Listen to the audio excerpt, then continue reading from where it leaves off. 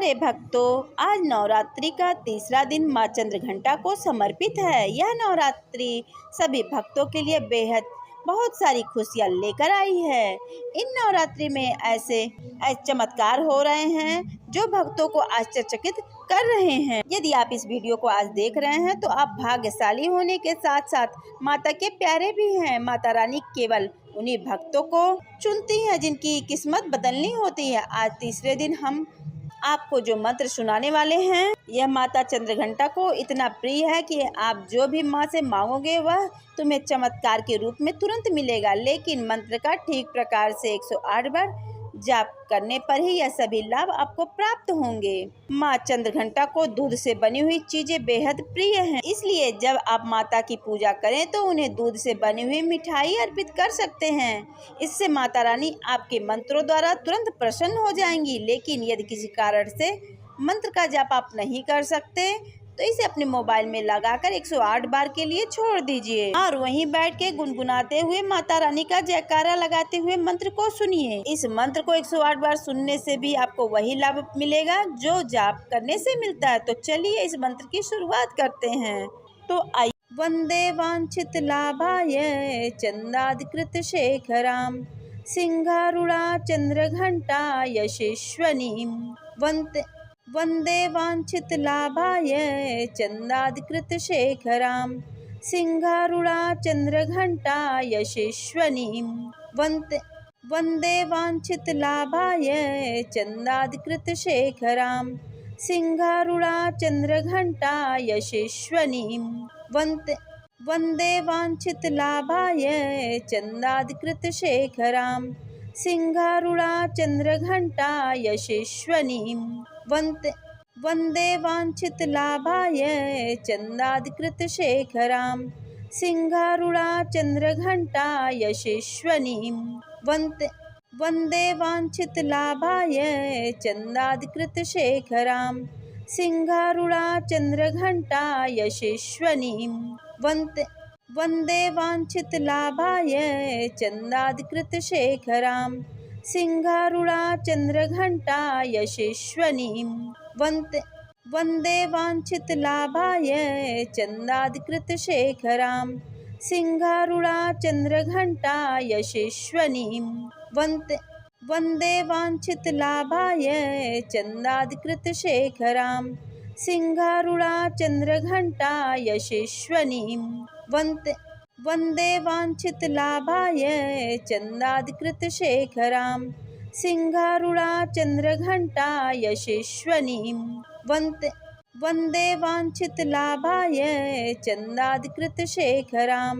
सिंहारूढ़ा चंद्रघंटा यशस्वनीम वंदे वांछित लाभाय चंदाधिकृत शेखराम सिंहारूढ़ा चंद्रघंटा यशस्वनीम वंदे वांछित लाभाय चंदाधिकृत शेखराम सिंहारूढ़ा चंद्रघंटा यशस्वनीम वंदे वांछित लाभाय चंदाधिकृत शेखराम सिंहारूढ़ा चंद्रघंटा यशस्वनीम वंदे वांछित लाभाय चंदाधिकृत शेखराम सिंहारूढ़ा चंद्रघंटा यशस्वनीम वंदे वांछित लाभाय चंदाधिकृत शेखराम सिंहारूढ़ा चंद्रघंटा यशस्वनीम वंदे वांछित लाभाय चंदाधिकृत शेखराम सिंहारूढ़ा चंद्रघंटा यशस्वनीम वंदे वांछित लाभाय चंदाधिकृत शेखराम सिंहारूढ़ा चंद्रघंटा यशस्वनीम वंदे वांछित लाभाय चंदाधिकृत शेखराम सिंहारूढ़ा चंद्रघंटा यशस्वनीम वंदे वांछित लाभाय चंदाधिकृत शेखराम सिंहारूढ़ा चंद्रघंटा यशस्वनीम वंदे वांछित लाभाय चंदाधिकृत शेखराम सिंहारूढ़ा चंद्रघंटा यशस्वनीम वंदे वांछित लाभाय चंदाधिकृत शेखराम सिंहारूढा चन्द्रघण्टा यशस्विनीं वन्दे वाञ्छितलाभाय चन्दाधिकृतशेखरां सिंहारूढा चन्द्रघण्टा यशस्विनीं वन्दे वाञ्छितलाभाय चन्दाधिकृतशेखरां सिंहारूढा चन्द्रघण्टा यशस्विनीं वन्दे वाञ्छितलाभाय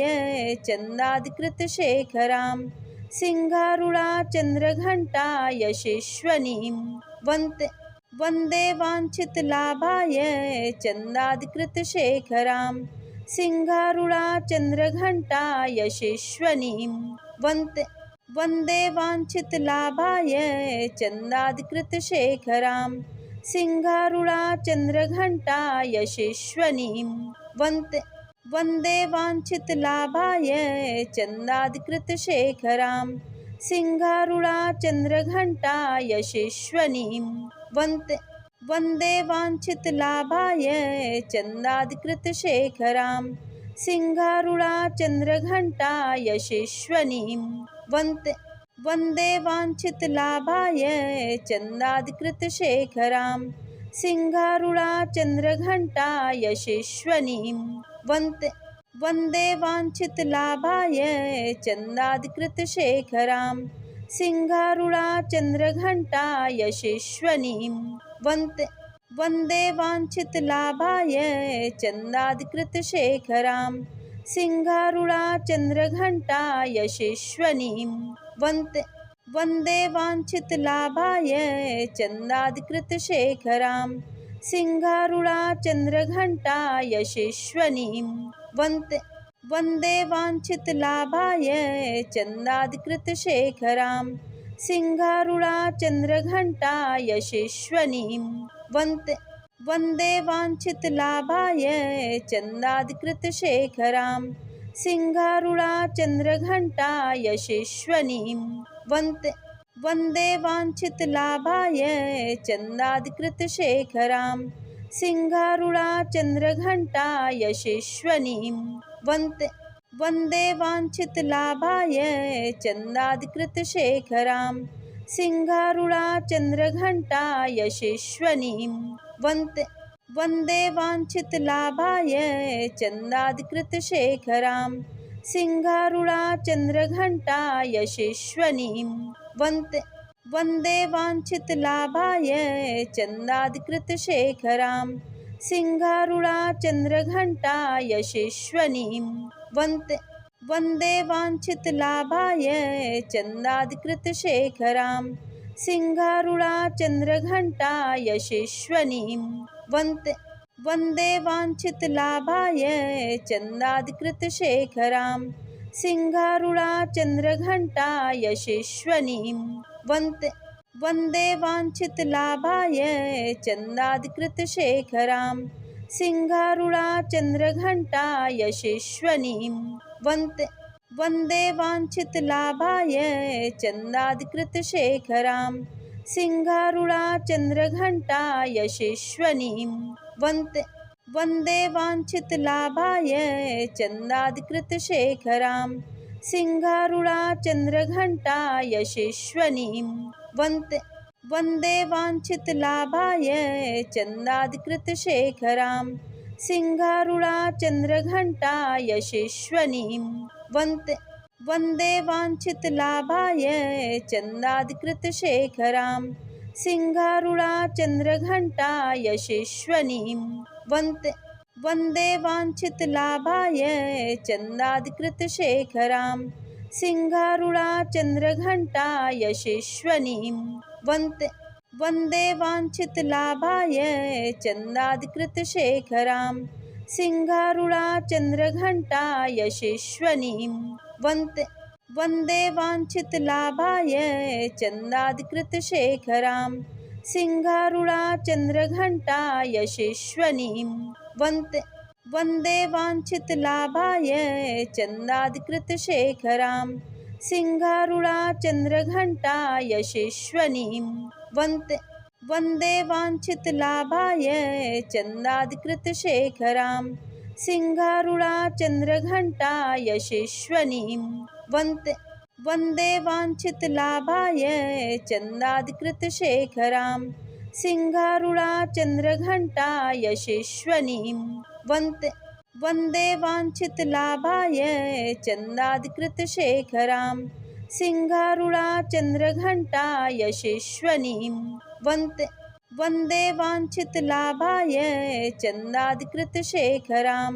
सिंहारूढाचन्द्रघण्टा यशस्विनीं वन्दे वाञ्छितलाभाय चन्दाधिकृतशेखरां सिंहारूढाचन्द्रघण्टा यशस्विनीं वन्दे वाञ्छितलाभाय चन्दाधिकृतशेखरां सिंहारूढाचन्द्रघण्टा यशस्विनीं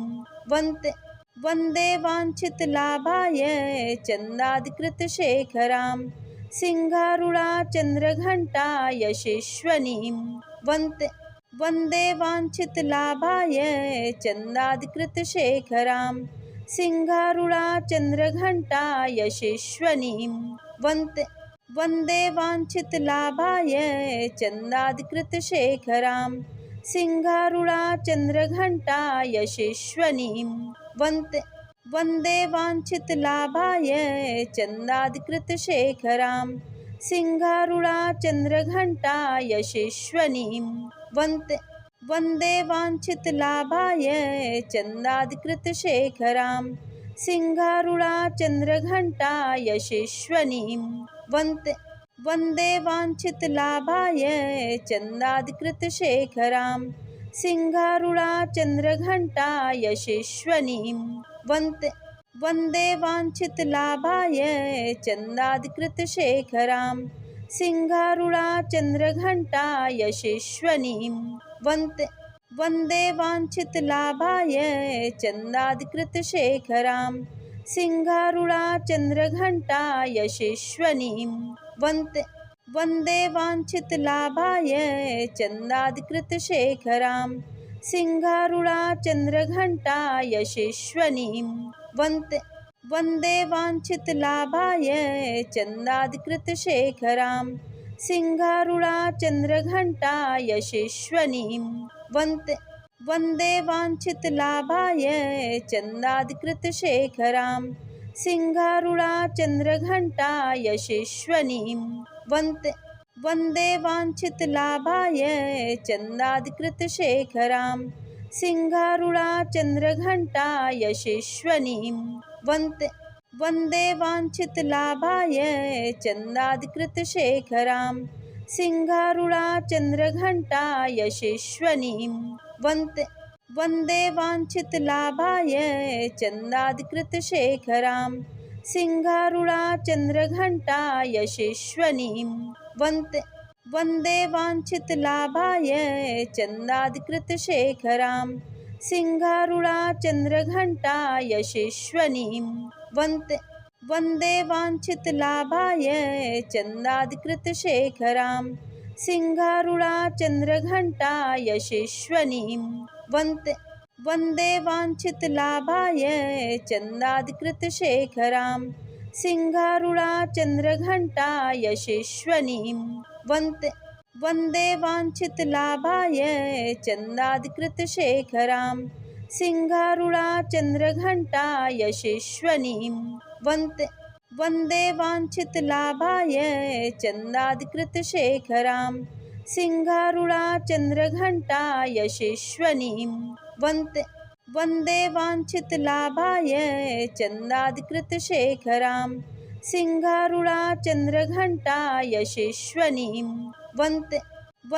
वाञ्छितलाभाय चन्दाधिकृतशेखरां सिंहारूढाचन्द्रघण्टा यशस्विनीं वन्दे वाञ्छितलाभाय चन्दाधिकृतशेखरां सिंहारूढाचन्द्रघण्टा यशस्विनीं वन्दे वाञ्छितलाभाय चन्दाधिकृतशेखरां सिंहारूढाचन्द्रघण्टा यशस्विनीं वन्दे वाञ्छितलाभाय चन्दाधिकृतशेखरां सिंहारूढाचन्द्रघण्टा यशस्विनीं वन्दे वाञ्छितलाभाय चन्दाधिकृतशेखरां सिंहारूढा चन्द्रघण्टा यशस्विनीं वन्दे वाञ्छितलाभाय चन्दाधिकृतशेखरां सिंहारूढा चन्द्रघण्टा यशस्विनीं वन्दे वाञ्छितलाभाय चन्दाधिकृतशेखरां सिंहारूढा चन्द्रघण्टा यशस्विनीं वन्दे वाञ्छितलाभाय चन्दाधिकृतशेखरां सिंहारूढा चन्द्रघण्टा यशस्विनीं वन्दे वाञ्छितलाभाय चन्दाधिकृतशेखरां सिंहारूढा चन्द्रघण्टा यशस्विनीं वन्दे वाञ्छितलाभाय चन्दाधिकृतशेखरां सिंहारूढा चन्द्रघण्टा यशस्विनीं वन्दे वाञ्छितलाभाय चन्दाधिकृतशेखरां सिंहारूढा चन्द्रघण्टा यशस्विनीं वन्दे वाञ्छितलाभाय चन्दाधिकृतशेखरां सिंहारूढा चन्द्रघण्टा यशस्विनीं वन्दे वाञ्छितलाभाय चन्दाधिकृतशेखरां सिंहारूढा चन्द्रघण्टा यशस्विनीं वन्दे वाञ्छितलाभाय चन्दाधिकृतशेखरां सिंहारूढा चन्द्रघण्टा यशस्विनीं वन्दे वाञ्छितलाभाय चन्दाधिकृतशेखरां सिंहारूढा चन्द्रघण्टा यशस्विनीं वन्दे वाञ्छितलाभाय चन्दाधिकृतशेखरां सिंहारूढा चन्द्रघण्टा यशस्विनीं वन्दे वाञ्छितलाभाय चन्दाधिकृतशेखरां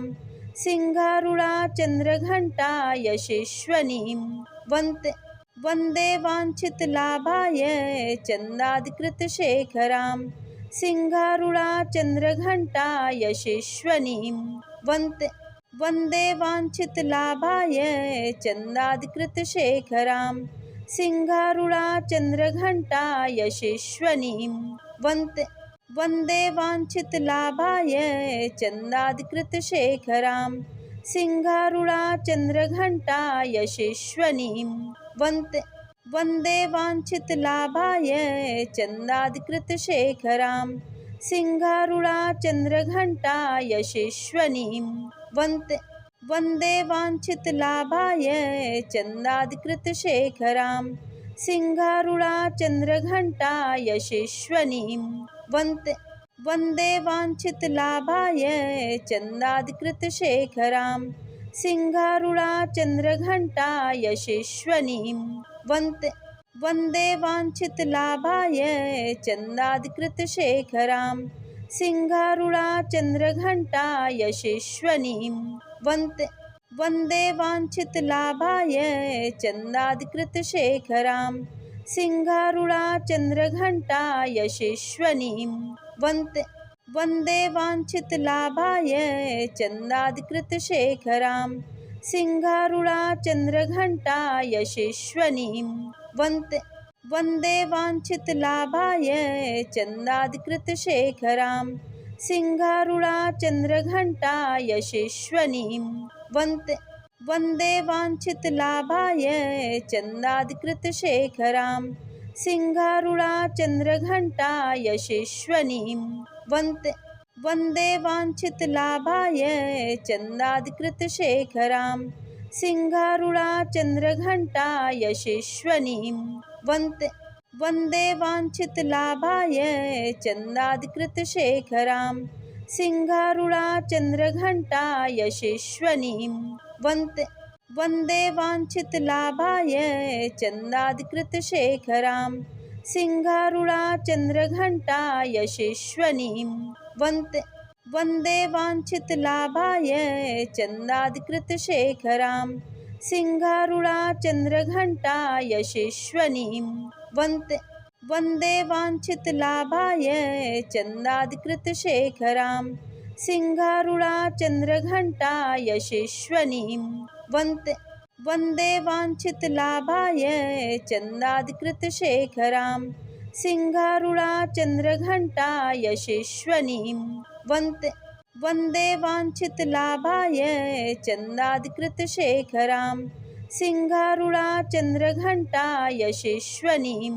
वन्दे वाञ्छितलाभाय चन्दाधिकृतशेखरां सिंहारूढाचन्द्रघण्टा यशस्विनीं वन्दे वाञ्छितलाभाय चन्दाधिकृतशेखरां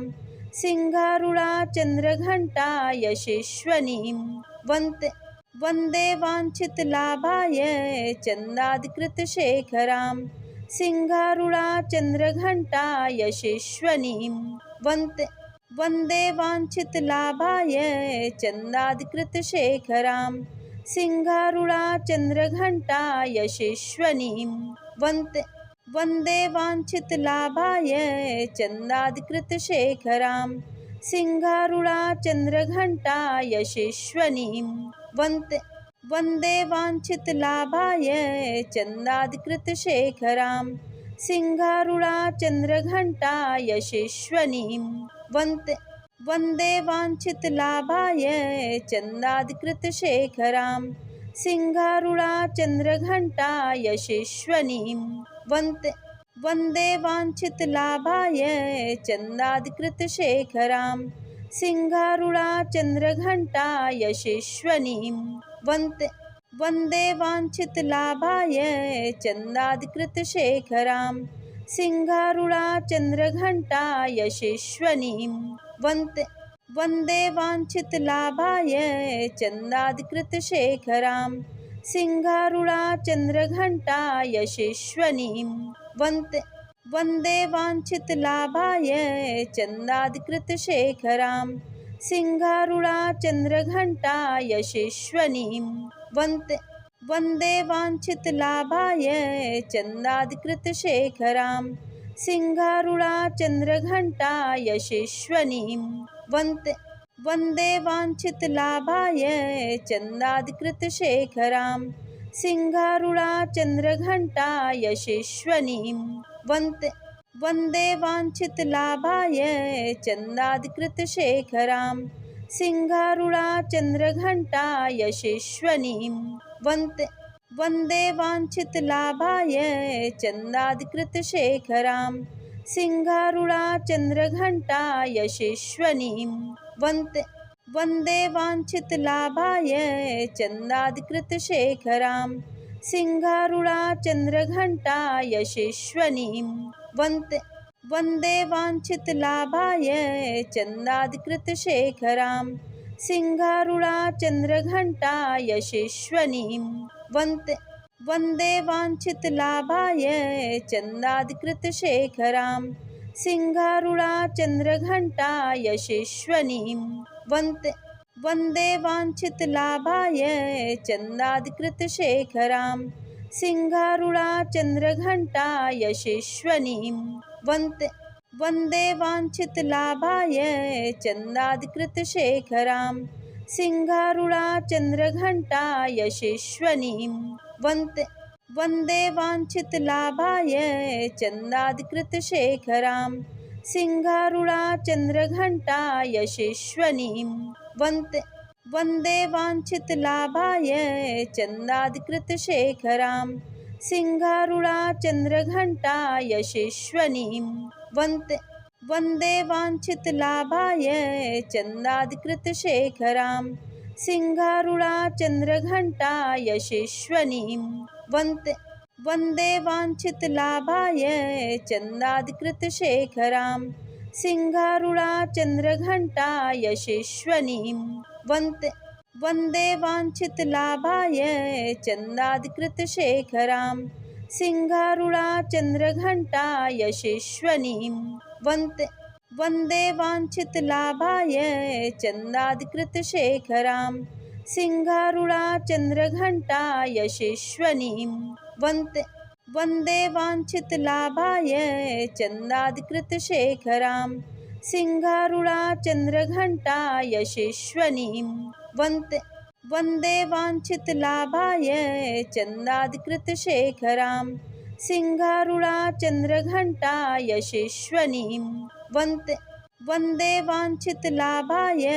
चन्दाधिकृतशेखरां सिंहारूढा चन्द्रघण्टा यशस्विनीं वन्दे वाञ्छितलाभाय चन्दाधिकृतशेखरां सिंहारूढा चन्द्रघण्टा यशस्विनीं वन्दे वाञ्छितलाभाय चन्दाधिकृतशेखरां सिंहारूढा चन्द्रघण्टा यशस्विनीं वन्दे वाञ्छितलाभाय चन्दाधिकृतशेखरां सिंहारूढा चन्द्रघण्टा यशस्विनीं वन्दे वाञ्छितलाभाय चन्दाधिकृतशेखरां सिंहारूढा चन्द्रघण्टा यशस्विनीं वन्दे वाञ्छितलाभाय चन्दाधिकृतशेखरां सिंहारूढा चन्द्रघण्टा यशस्विनीं वन्दे वाञ्छितलाभाय चन्दाधिकृतशेखरां सिंहारूढा चन्द्रघण्टा यशस्विनीं वन्दे वाञ्छितलाभाय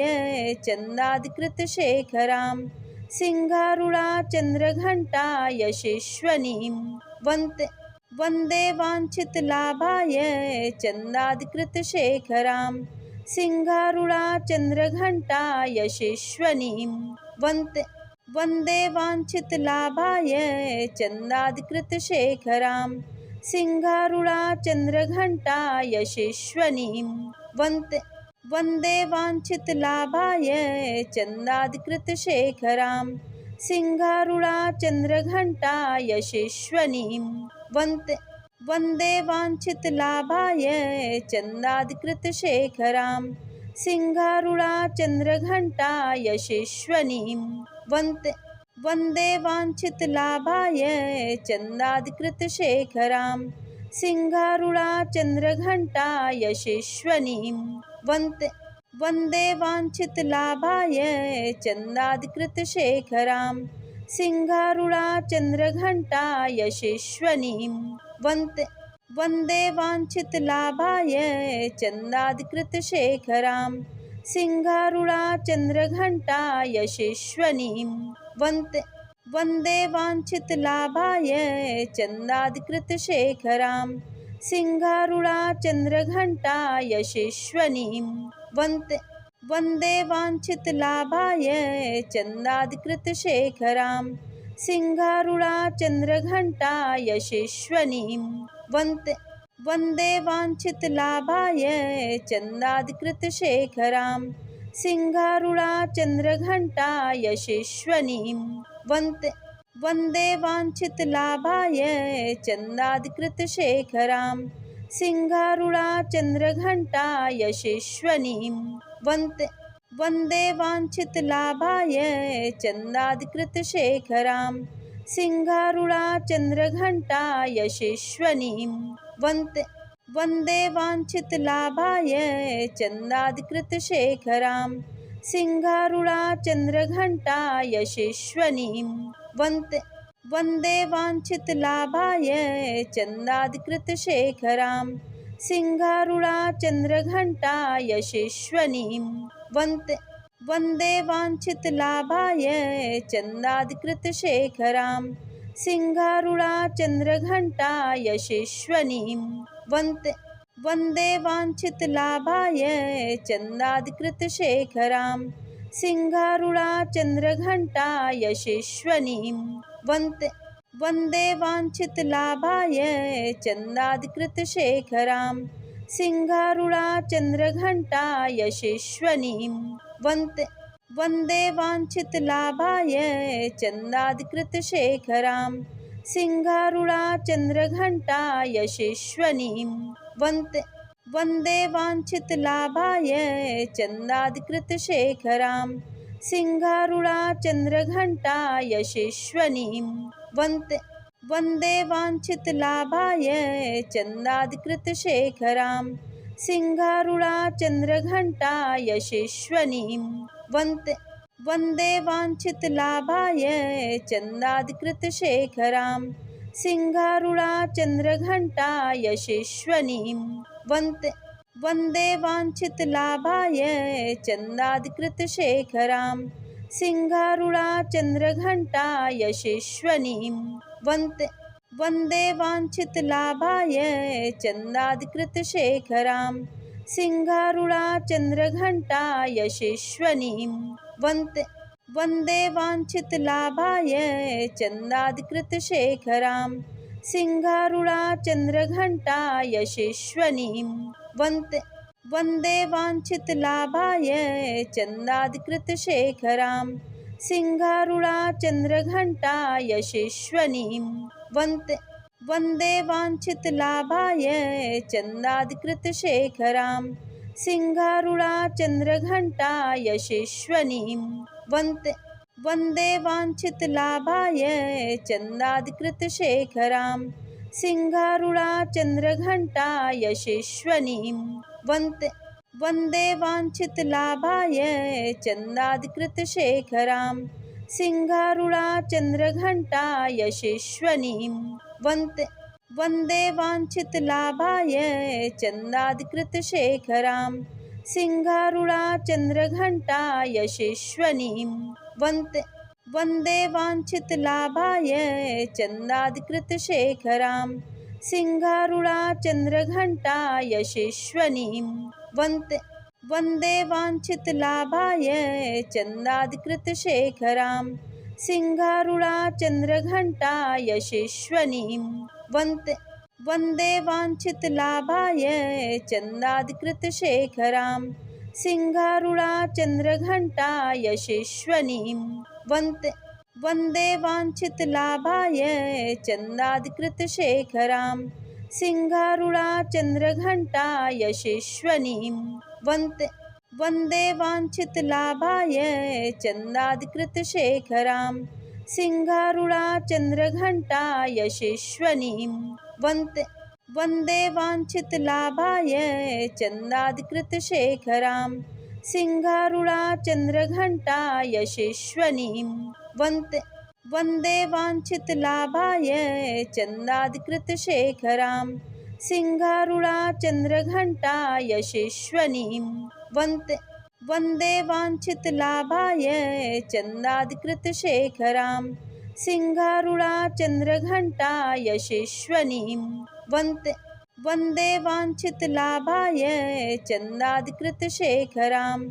सिंहारूढाचन्द्रघण्टा यशस्विनीं वन्दे वाञ्छितलाभाय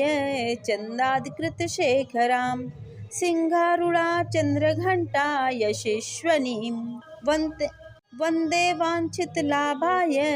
चन्दाधिकृतशेखरां सिंहारूढाचन्द्रघण्टा यशस्विनीं वन्दे वाञ्छितलाभाय चन्दाधिकृतशेखरां सिंहारूढाचन्द्रघण्टा यशस्विनीं वन्दे वाञ्छितलाभाय चन्दाधिकृतशेखरां सिंहारूढाचन्द्रघण्टा यशस्विनीं वन्दे वाञ्छितलाभाय चन्दाधिकृतशेखरां सिंहारूढाचन्द्रघण्टा यशस्विनीं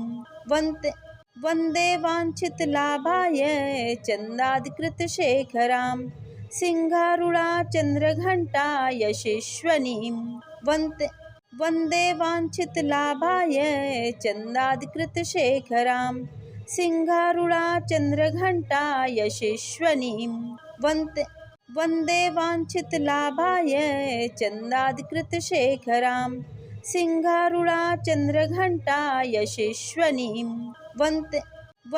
वाञ्छितलाभाय चन्दाधिकृतशेखरां सिंहारूढाचन्द्रघण्टा यशस्विनीं वन्दे वाञ्छितलाभाय चन्दाधिकृतशेखरां सिंहारूढाचन्द्रघण्टा यशस्विनीं वन्दे वाञ्छितलाभाय चन्दाधिकृतशेखरां सिंहारूढाचन्द्रघण्टा यशस्विनीं वन्दे वाञ्छितलाभाय चन्दाधिकृतशेखरां सिंहारूढाचन्द्रघण्टा यशस्विनीं वन्दे वाञ्छितलाभाय चन्दाधिकृतशेखरां सिंहारूढाचन्द्रघण्टा यशस्विनीं वन्दे वाञ्छितलाभाय चन्दाधिकृतशेखरां सिंहारूढाचन्द्रघण्टा यशस्विनीं वन्दे वाञ्छितलाभाय चन्दाधिकृतशेखरां सिंहारूढाचन्द्रघण्टा यशस्विनीं वन्दे वाञ्छितलाभाय चन्दाधिकृतशेखरां सिंहारूढाचन्द्रघण्टा यशस्विनीं वन्दे वाञ्छितलाभाय चन्दाधिकृतशेखरां सिंहारूढाचन्द्रघण्टा यशस्विनीं वन्दे वाञ्छितलाभाय चन्दाधिकृतशेखरां सिंहारूढाचन्द्रघण्टा यशस्विनीं